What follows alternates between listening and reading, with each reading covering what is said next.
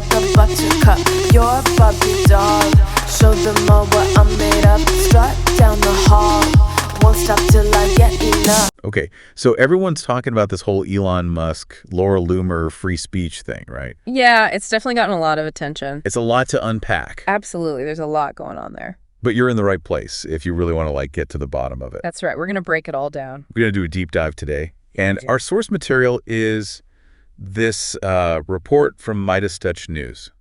Yeah, it's a really interesting report. And it's about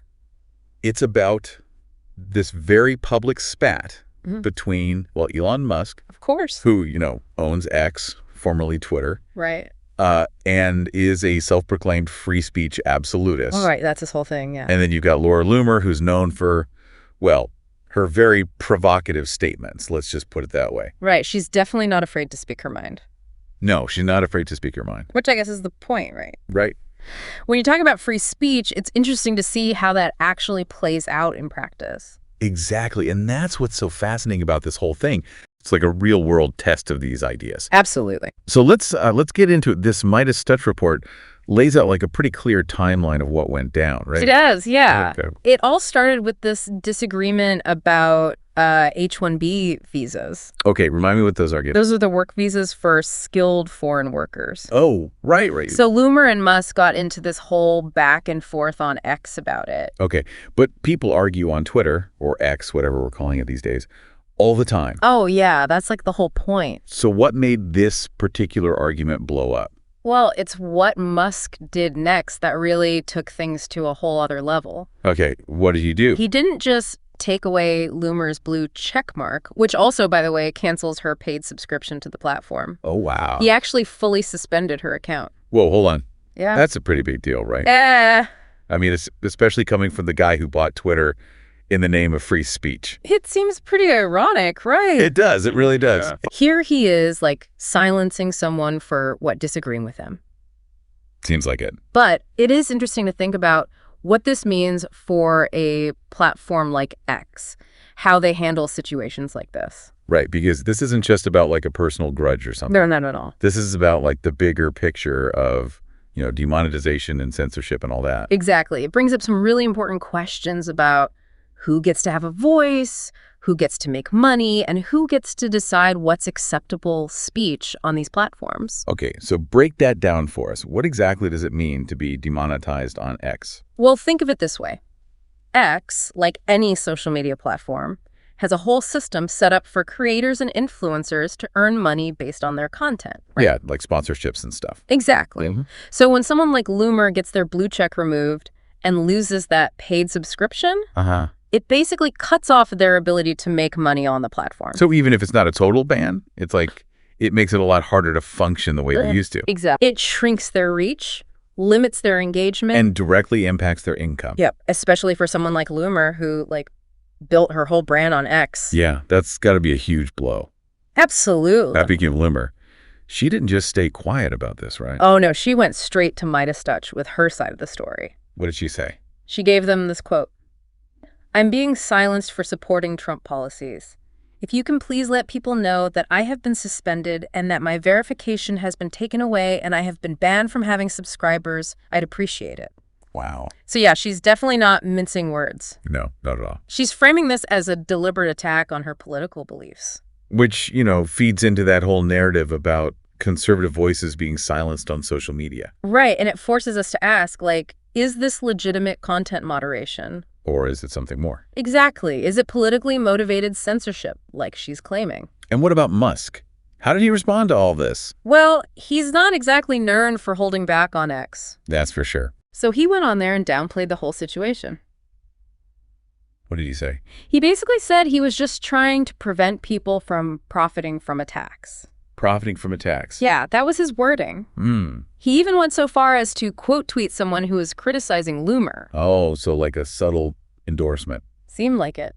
Interesting. So he's trying to paint this as a neutral action against harmful content, not some kind of targeted attack. Right, but it does raise the question of what exactly constitutes an attack in his view. Yeah, and where's the line between legitimate criticism and something that crosses over into, harmful territory. That's where things get really murky, and that's what we're going to explore further. Okay, so we've got Musk claiming he's just protecting the platform. Yep. But Loomer's claiming she's being targeted for her political views. The classic he said, she said situation. It is. And the truth probably lies somewhere in between. Right, and that's what we're here to figure out. Exactly. We're going to dig into the details, look at the evidence, and try to get to the bottom of this whole thing. So buckle up, everybody. It's going to be a wild ride. It always is. All right, let's take a quick break, and then we'll come back and dive even deeper into this whole mess. Sure, where were we?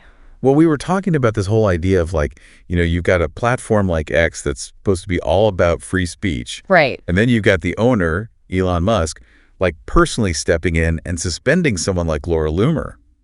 Yeah, it definitely raises some questions. Yeah, it feels like there's this tension, between free speech and the practical realities of actually running a platform like that. Oh, absolutely. I mean, you can't just have, a complete free-for-all. Right, because then it just turns into chaos. Exactly. You need some kind of content moderation. But where's the line? That's the big question, right? Who gets to decide what's acceptable and what's not?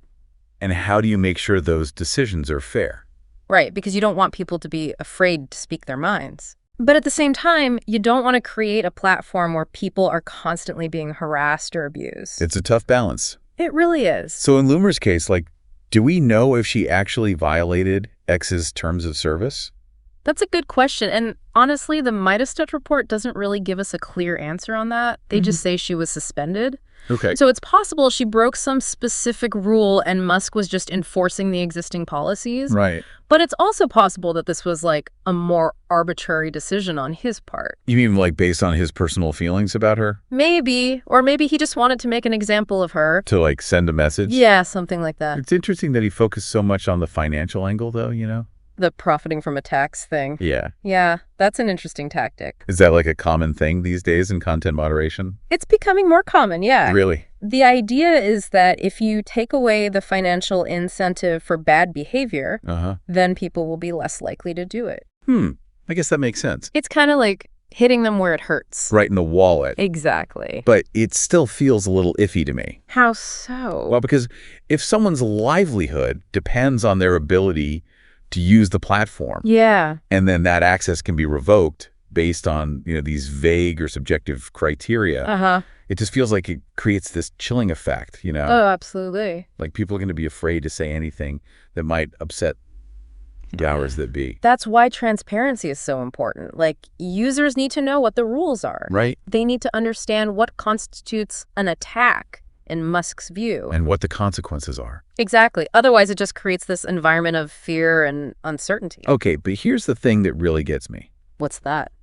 If Musk is willing to suspend someone like Loomer, who, on paper at least, agrees with him on free speech. Right, exactly. Yeah. What does that say about his tolerance for people who actually disagree with him? That's a great question. What happens if someone criticizes his stance on climate change or something? Or his business practices. Yeah, are those opinions also going to be labeled as attacks? It's definitely something to think about. Because it all comes down to power, right? Absolutely. When you have one person with so much control over a platform that's become essential for public discourse, yeah, it creates this inherent imbalance. It does, and that imbalance can be really dangerous, even if it's not intentional. It's like the classic benevolent dictator problem. Exactly. Even with the best intentions, people are still people.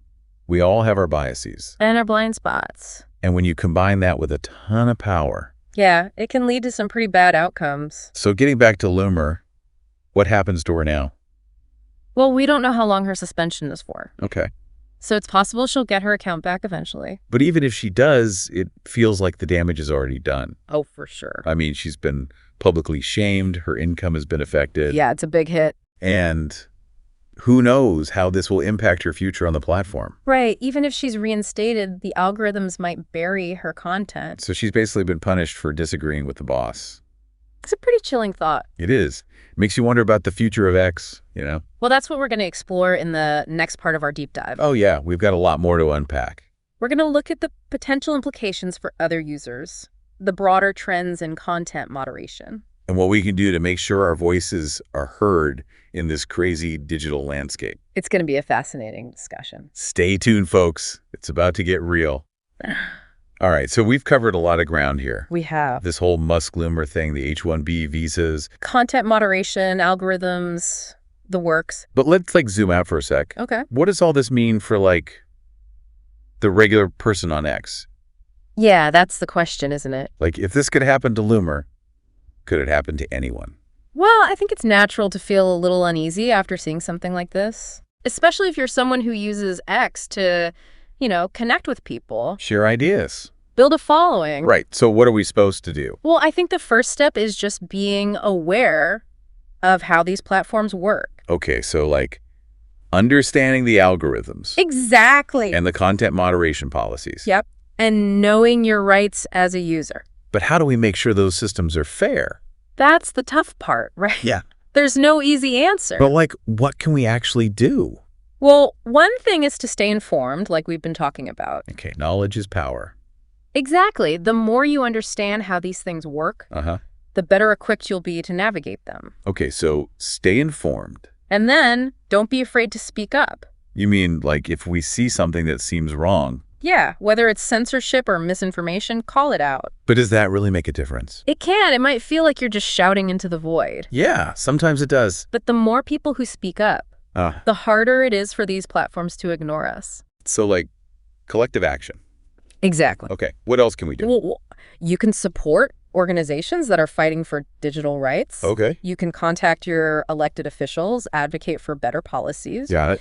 And just keep having these conversations, raising awareness. It's funny because in a way, this whole thing online, it's like a reflection of what happens offline too, right? Oh, totally. The same power struggles, the same debates about free speech. It's all connected. It is. And I think that's important to remember. So what's the one thing you really want people to take away from all this? I think it's this. Be mindful, be informed, and be engaged. Okay, I like that. Be mindful, be informed, be engaged. Don't be afraid to ask questions, to challenge the status quo. To speak up for what you believe in. Exactly, because the future of the internet, it's not set in stone, it's something we're all creating together. Wow, this whole deep dive has been a real roller coaster. Yes. I feel like I've learned so much. And you know what? It's actually kind of hopeful. How so? Because it means we have a say, We do. We're not just passive consumers. We have the power to shape the online world. Exactly. So let's use that power wisely. Absolutely. Let's create a digital space that's open, equitable, and empowering for everyone. Couldn't have said it better myself. Thanks. And on that note, we're going to wrap things up here. It's been a pleasure. A huge thank you to our expert for sharing their insights. You're welcome. Thanks for having me. And of course, thank you to all of you for listening. We appreciate you. Keep those questions coming. Keep those conversations going. And most importantly, keep thinking critically about the digital world around you. We'll catch you on the next deep dive. See you then. Sound the alarm. I'm coming up. We'll have a ball. I'm sweet like a buttercup. You're a Barbie doll. Show them all what I'm made of. Strut down the hall. Won't stop till I get enough.